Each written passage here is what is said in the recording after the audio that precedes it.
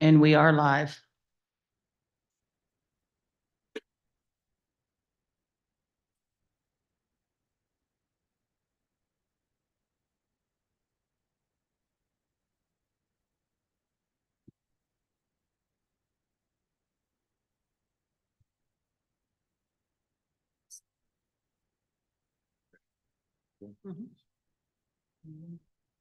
Like to call to order the May 7th, 2024 Planning and Zoning Commission meeting for the city of Smithville.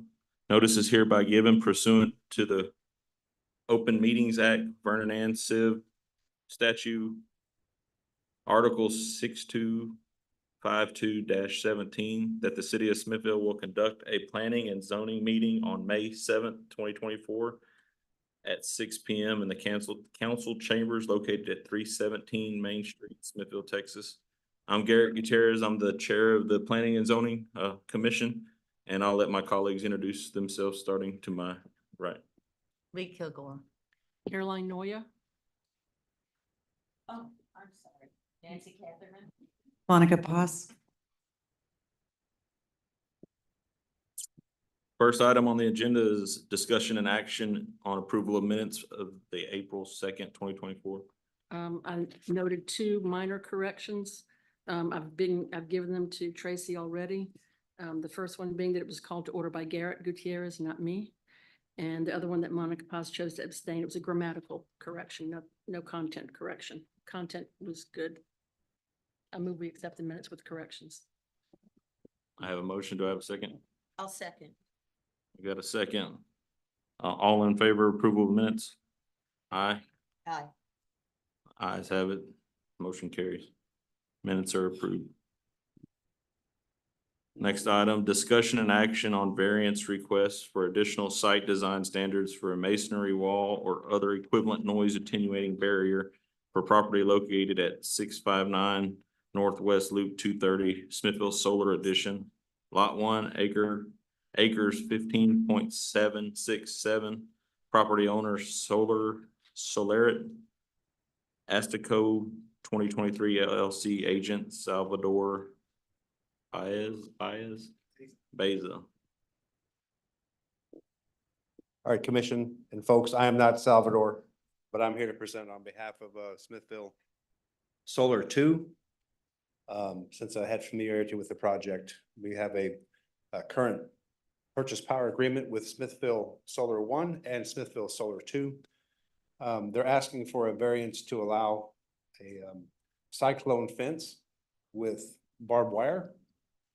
Our ordinance requires that any commercial property that abuts a residential property must have a masonry wall or similar noise attenuating barrier. A little history here: back in June of 2021, a similar variance request was approved by both the Planning and Zoning Commission and the Smithville City Council to allow a cyclone fence and a barbed wire fence. The reason for the barbed wire fence is an NEC requirement for safety. Any voltage over 1,000 volts nominal requires it to be secure. And that's the method preferred by NEC and the one that they chose to implement here at the Smithville Solar 2 array. I have a diagram that you've been given. I don't know if you want to even try to pull it up. Smithville Solar 2, the construction plans have been approved, and they're going to start moving ground as soon as they can get this variance. They paid for their permit. This is property that's adjacent to the current solar array. It's a single axis tracking system. And they respectfully ask you to consider these variances. Do you have any questions? There is a diagram that I've provided for those in the audience. You can pass this around if you want.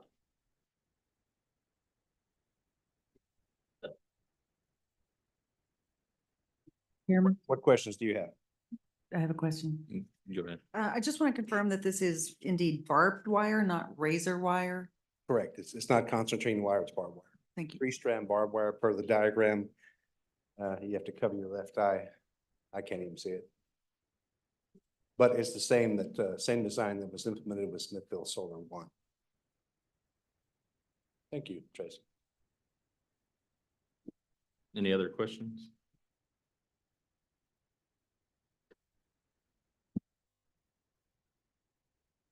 I move that we recommend, are you ready for a motion? Yeah, I'll accept the Okay. motion. I move that we recommend approval of a variance request for the additional site design standards for masonry wall or other equivalent noise attenuating barrier. And that the barrier be waived for the SolarIt Asset Code 2023 LLC Phase 2 project. I've got a motion. Do I have a second? I'll second. I have a motion and second. All in favor Wait, it's for the variance, right? for the variance? So you need. Motion favor on the variance for site design standards for the, With for the the, following findings. Monica, do you want to finish that part? Or you want me to finish it? With the following findings. Yeah. Yeah. With the following findings, the variance will not be contrary to the public interest, and there are no special conditions. There are special conditions affecting the applicant's property, and because of the special conditions, literal enforcement of the ordinance would result in unnecessary hardship, and the variance observes the spirit of the ordinance, and substantial justice is done by granting the variance. I second. I've got a motion and a second. All in favor for the variance to not have the noise attenuating barrier? Say aye. Aye. Aye. The ayes have it. Do the second one. For the barbed wire. Motion carries.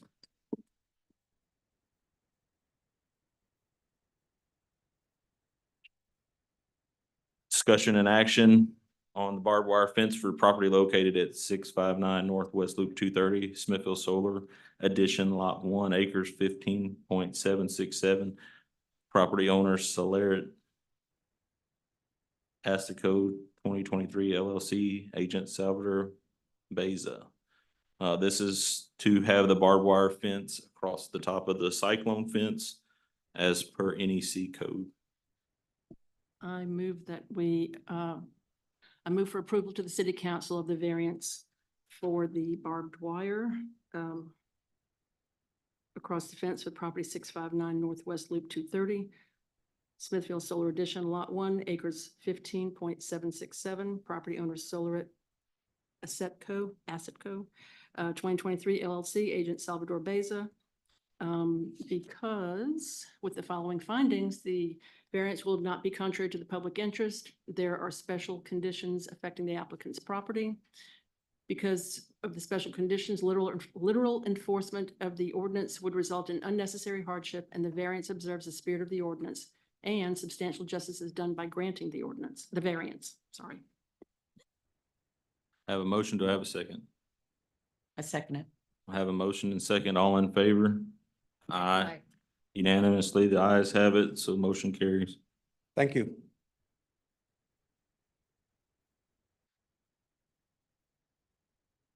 Tracy, help me out. Those go in the June meeting or June council? Our variances, so they will be going to the June meeting.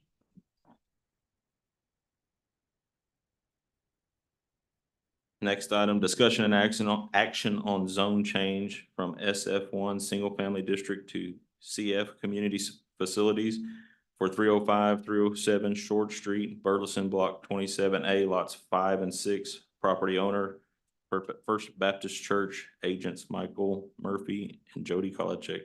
Do we have somebody to speak on this? We didn't know it wasn't already done. Okay.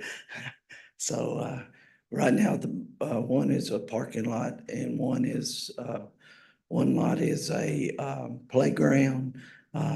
But we thought we didn't know they were separated. And so, we asked that you would let's put those together.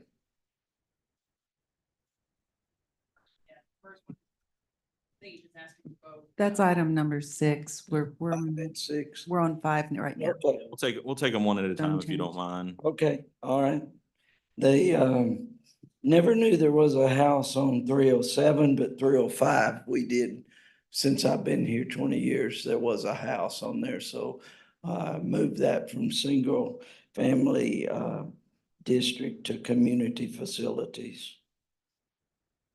That's what we were asking. Does anybody have any questions? Yes. Tracy, can you put up the zoning map? There you go. Perfect. Thank you. It's almost like you were forewarned. Okay, so First Baptist Church is actually behind those 2 lots as well, isn't it? We own everything on that block but 7-Eleven. Okay, so the area behind that on Hudgens, have you ever applied for community facilities zoning there? Because it's still zoned SF1. I was told that this morning, because that's been a church ever since I've been there, that 3-story building. There's been all of that was there when I came. I was shared that this morning, that was still single family. Can you share with us why you want to change this from SF1 to community facilities? Yes, ma'am, because we were asking for a lot more, but there's been some changes that I'll share in a few moments. And, but we were going to put some buildings on that property is why. But basically it's going to stay the way it is, a parking lot, and I apologize for my voice. It's going to remain a parking lot and a playground right now. So at some point, so that says right now, so at some point in the future, you might do something different with the land? I honestly, I can't answer that because our goal is that 3-story building, the old auditorium and fellowship hall. Our goal is to renovate that, but we already know 5, 6, and 7, 8, and 9. We were gonna move some portable buildings for our school on that. Mhm. And that's when we realized that it had never been changed.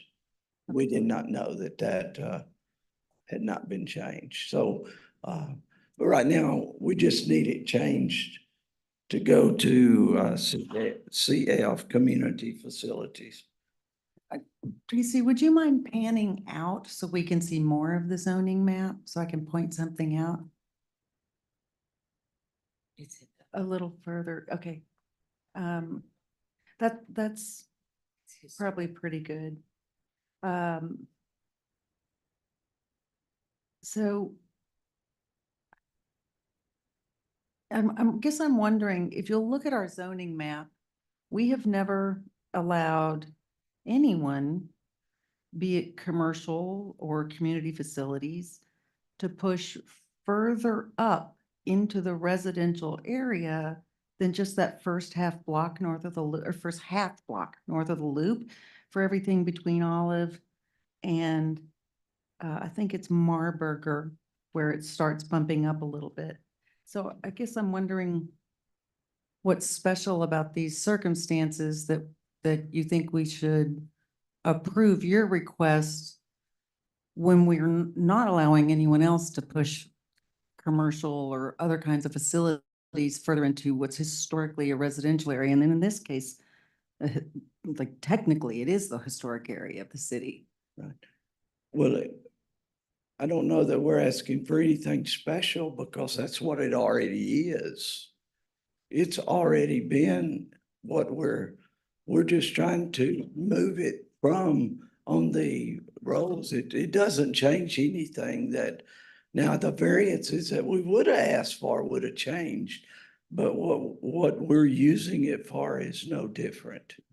But I could use, say I own the property next door to mine and I used it for, a motorcycle repair shop and nobody called me on it. That still doesn't make it right according to zoning standards. So what you're doing now is, I forgot the technical term of it. It's, a non-permitted use for that zone. I guess I'm not understanding really your direction of what, or what you're leading to, okay? I'm not understanding that because, we're not asking for anything different. We're just asking that that be recognized as a CF instead of, because it doesn't have a house on it. You see what I'm saying? I understand, There are lots of areas of SF1 that don't have houses on them, empty lots, but that doesn't make them automatically okay for non-residential use. That's my point. But correct me if I'm wrong, that parking lot has been there for forever. it's been here for 20 years, I know, because I've been there 20 years. Yeah, it's just the house that was taken. House that was in bad disrepair, was tore down, and right now a playground is on that. And that is an area where there are three other churches. The Methodist church is down a few blocks on Fourth. The Presbyterian church is on Burleson. Plus the Christian church, The First Christian Church is across the street from it, which is kind of kitty corner from your property. yes, the Christian church is, and then the Presbyterian church is behind our fellowship hall Right behind it. on Hudgens Street.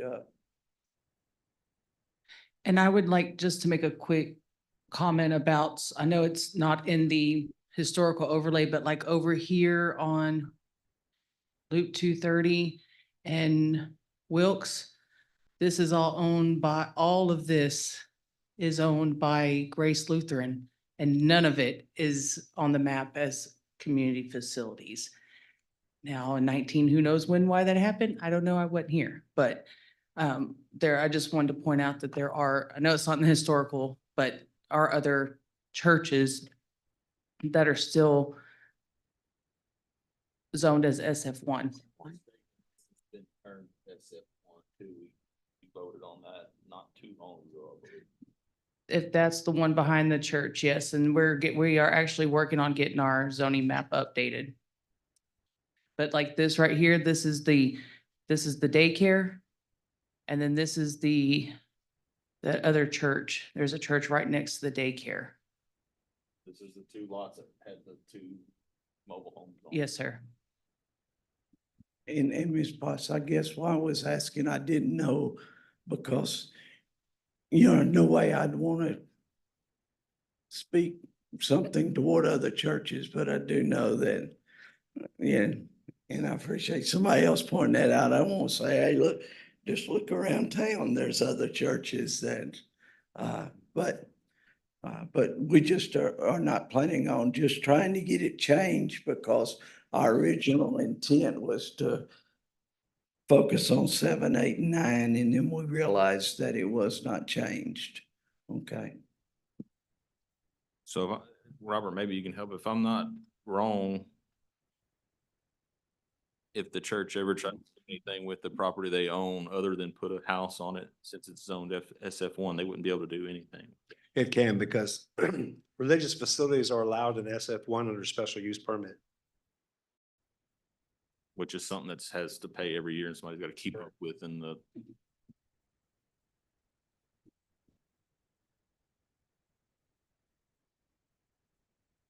Any other questions?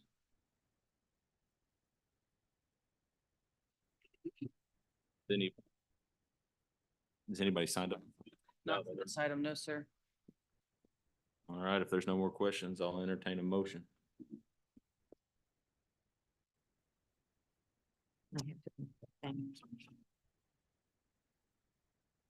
I move that we approve the zone change from SF1 Single Family District to CF Community Facilities for 305, 307 Short Street, Burleson, Block 27A, lots 5 and 6, property owner First Baptist Church, agents Michael Murphy and Jody Kolachek.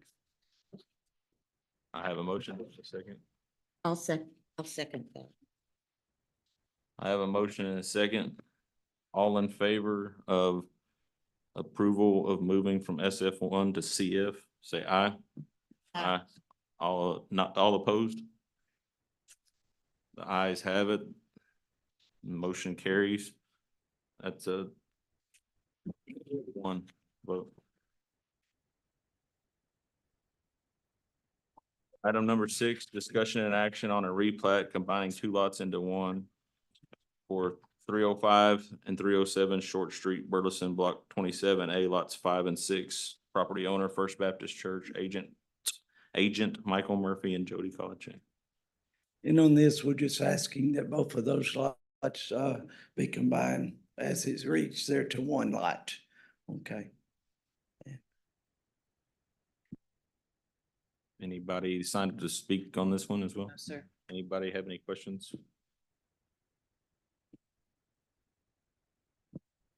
No, I'll entertain a motion. the property is right next door to where the house was that was taken down. 7-Eleven. Is that correct? No, 305 is the lot where the house was taken down. 307 is where the parking lot is. The house come off of 305. Yeah, but isn't that That's where the play- adjacent to the 7-Eleven. That's where the playground. 7-Eleven property? Yeah. And that's where the playground is right now? Yes, ma'am. We're just asking that be all. I move that we recommend approval of the replat combining 2 lots into one for 305 and 307 Short Street, Burleson, Block 27A, lots 5 and 6. Property owner, First Baptist Church, agents Michael Murphy and Jody Kalachek. A second. I have a motion and a second. All in favor? Aye. Aye. To clarify, who's second? Oh, yeah, thank you. The ayes unanimously have it. Thank y'all.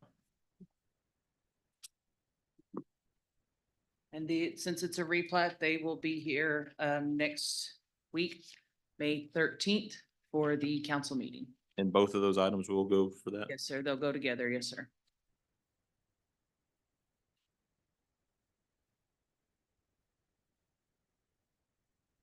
As alluded to before, items 7, 8, and 9 were also with the First Baptist Church, but they have opted to pull those from the agenda. Since the agenda was already written up, we decided to leave them and just make note in the meeting that those were pulled. So. Okay, there was that. we do wish to withdraw those. Thank you. Thank you. Item number 10, discussion and action on the final plat for the Prairie subdivision, property ID 68634, A46, Lomas L acres 7.122046911 Quail Run Townhouse subdivision, block 2, lot 27, 46840 and 46841 Quail Run Townhouse subdivision, block A, lots 31, 32. Property owner SJ Squared Development LLC, agent Befco Engineering, Tim Sanders. Do we have anybody signed up to speak on this? Tim. And I do have someone signed up from the public to speak on this one, just so you know. Please ensure your mic's on and introduce yourself, please. Thank y'all for having me this evening. My name is Tim Sanders. I'm with Befco Engineering. Be happy to answer any question you guys may have this evening.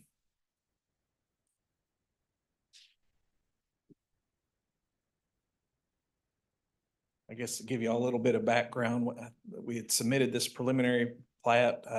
It was approved. We've gone through the construction plan, design development plans, paving, drainage, water and sewer, submitted that to the city. That was reviewed and approved by a third party. And we've been working on construction, and we're darn near at the very end of construction, very, very, very close in that. And so the final plat is kind of the last step of the process to hopefully get y'all's approval and council's approval to where we can get this recorded and bring some single family housing to the city of Smithville. In the plat, I think there should be, I can't think of any changes from the preliminary plat. This final plat should be almost identical. I can't think of any adjustments that we made off the top of my head.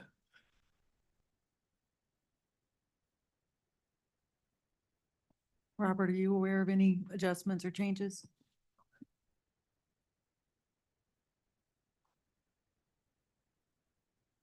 There's several items that I see on here that, will be finished before the May council meeting. Has any of those been completed prior to this meeting or? I made a list, if I can show you what.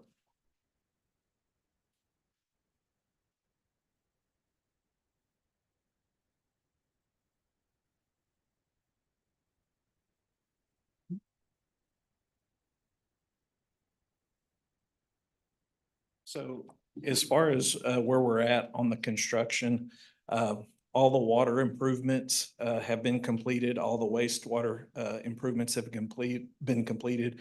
All the street improvements have been completed. And nearly all of the drainage has been completed. The only thing we're lacking are the items in red. We would have had it completed, but the rain has kind of held things up in the last couple of weeks. Basically, if you look at the list, there's some shaping in the detention pond that we need to finish up. And then some concrete pavement. There's two outfall structures, one next to Quail Run. It's a little concrete swale, and that's going to be dropping in basically to protect against erosion down into the pond. And then kind of near the street, the other kind of big yellow area that we show on there, that's where the storm sewer from the subdivision itself outfalls into the pond. And we're putting some concrete pavement along there to protect against that. On the bottom left-hand corner, the little bitty yellow, that's actually the pipe that goes from the pond into the pump station that's going to be discharging the water. There's some slope pavement around there just to protect the pipe. Those are the three concrete items that we have. The only other items that we need to be complete, the pump station has been installed. I know the contractor's working with the city to get that all hooked up as far as from the electrical side. Everything's been done. It's just a matter of, and I'm not an electrician, but I guess hooking the wires up, so to speak. And I know I'm oversimplifying it. But beyond that, the box culvert that goes underneath the driveway, it's all been poured. The concrete has been poured. But one of the things that TxDOT requires is the metal pipes that go across there. When I talked to the contractor, he got those in today. So they're planning on installing those tomorrow. And then last but not least, just kind of dressing up where the box culvert outflows, dressing that up and doing a little bit more grading in that area. And that's the grade to drain part.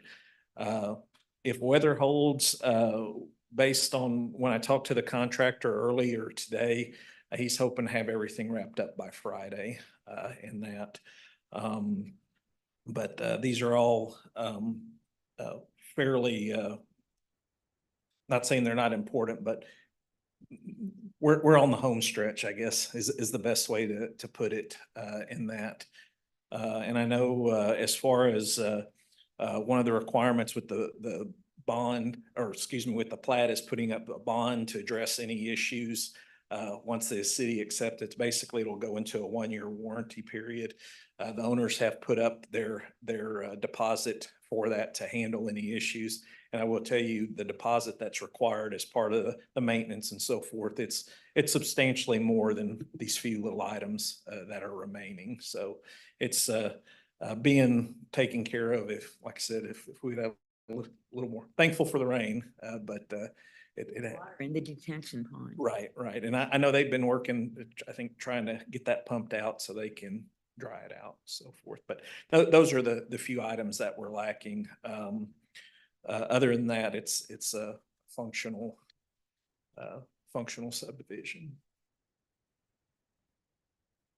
Thank you for answering that on that information on the bond. That was going to be another question that I had. Yeah, yes, sir. I just have a real quick question. It might be details.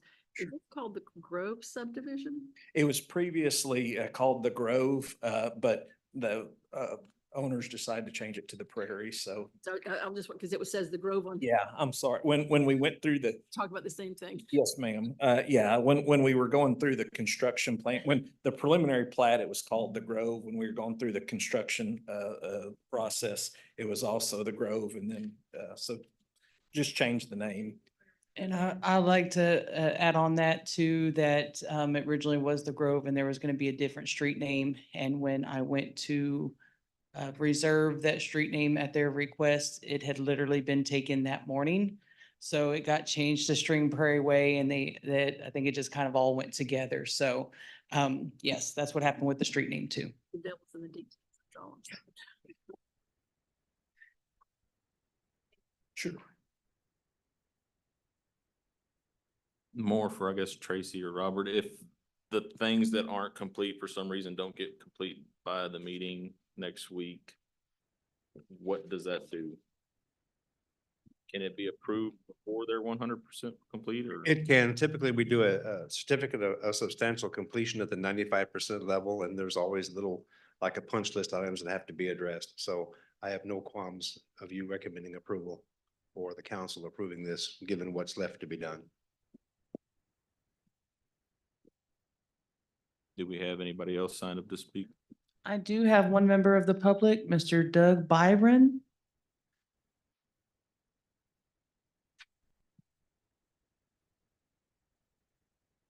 I've just got a question. It seems like it's the design and everything is continually changed with it and everything. And now we have a concrete drainage poured all the way around the subdivision. And I kind of, then I was thinking, well, when they put the privacy fences in and across, I live on the back side of it. And when they come across to the, my privacy fence, underneath that, where that drainage is, I figured that, people with their little puppy dogs getting in and out, they would be blocking it off. And I would figure that would create a problem with the drainage. But I've since spoken with them, and they told me, no, that they're not gonna put the privacy fence all the way across. They're gonna be a space down that drainage ditch with privacy fences and everything. My question is, who's gonna maintain, is that gonna be a city easement, or who's gonna maintain, keep that clean?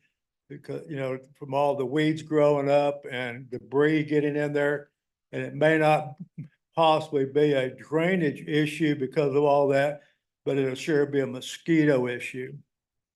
So I'd kind of like to get clarification on who's gonna be responsible for keeping all that clean. I don't know that the P and Z would be able to answer that, so I'll turn that over to Robert. Well, you do have representatives from the development here. There are deed restrictions tied to this particular final plat as well. The HOA is responsible for the maintenance of the pond and that's inside the boundary. So Who's gonna maintain in between the privacy fences though? the fence and the drainage, Yeah, I've got my privacy fence, and then they're talking about, here's the drainage ditch, and the privacy fences will end on the other side of the drainage. And there's gonna be like a 5-6 foot area down there between two privacy fences and the concrete drainage. Who's gonna maintain that? can you show me where you are? Sorry. Is it on this plat? Which side? This side. I'm over here. Back here. And from what I've been told, here's the concrete drainage. Turn back to you. Yeah, maybe up here. I mean, y'all understand, Sharon, do you understand what I'm saying? Who's gonna own that property between the privacy fences? That property would still be owned by the homeowner according to the plan. So they're gonna jump their privacy fence, each one of them, and keep it all clean? The property line would go back to the east property line now, as far as where it's fenced. And so according to the plat, the property would still go back the original fence, but there's a privacy fence in between it. So who's gonna keep that clean? That would still be the responsibility of the homeowner to mow that area, upkeep. Happen. That, they would be owning the property. Problem, and that's why I'm here and addressing it.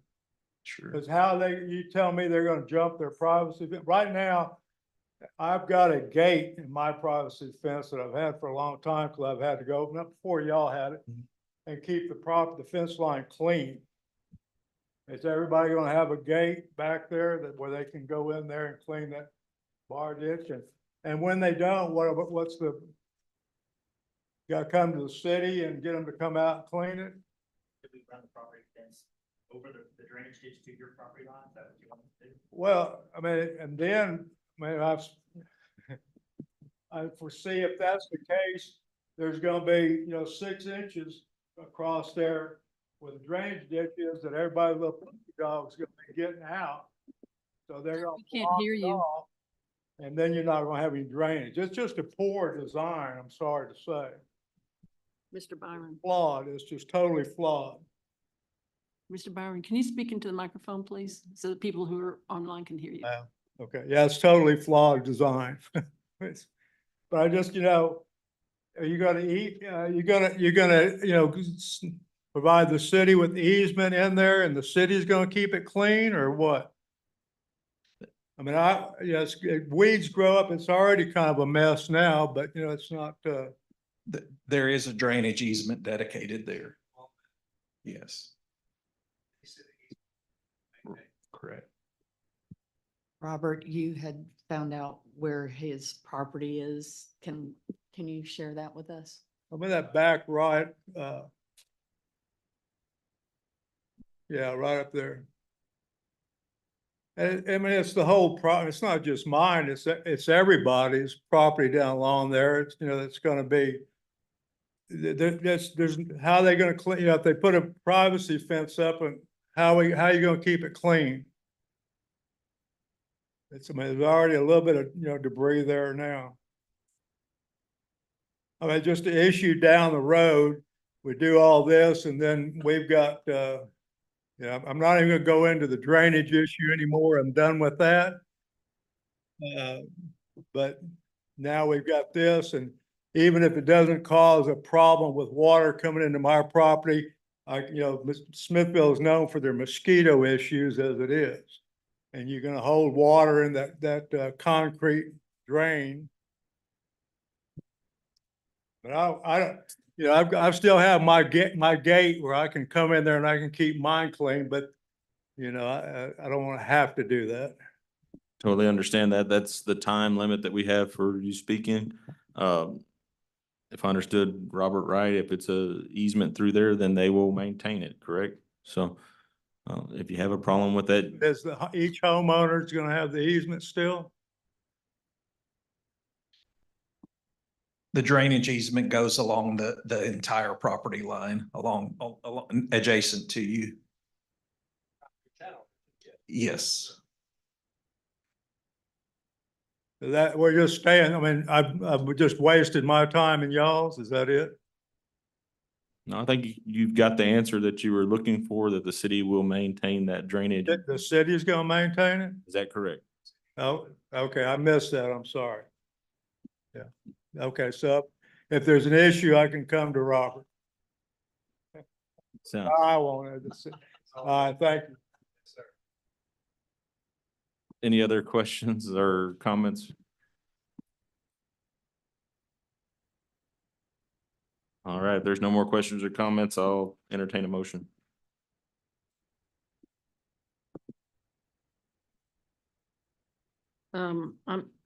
I move that we approve the final plat for the Prairie subdivision, property ID 68634, A46 Lomas L, acres 7.1220, 46911, Quail Run Townhome Subdivision, Block B, Lot 27, 46840 and 46841, Quail Run Townhome Subdivision, Block A, Lots 31 and 32, property owners SJ Squared, Development LLC, Agent Defco Engineering, Tim Sanders. Second. I have a motion and a second for the approval of the final plat for the Prairie subdivision. All in favor? Aye. Ayes unanimously have it. Motion carries. That will be on the May meeting, correct? So next week, it'll be in front of the city council next week. Okay, thank y'all for having me this evening.